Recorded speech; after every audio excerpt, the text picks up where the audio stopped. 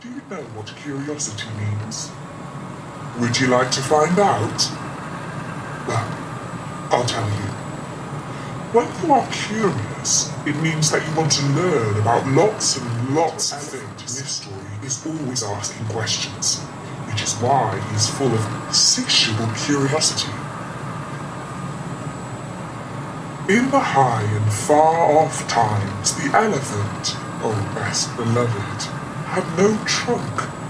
He had only a blackish, bulgy nose as big as a boot that he could wriggle about from side to side, but he couldn't pick up things with it. But there was one elephant, a new elephant, an elephant's child, who was full of insatiable curiosity, and that means he asked ever so many questions. And he lived in Africa, and he filled all Africa with his insatiable curiosities.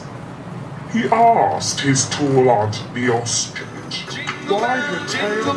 Jingle bell rock, jingle bells swing, and jingle bells ring. Snowing and blowing up bushels of fun. Now the jingle hop. You better watch out, you better not cry, you better not pout, I'm telling you why. Santa Claus is coming to town. Got time of the year. With the kids jingle belling and everyone telling you be of good cheer.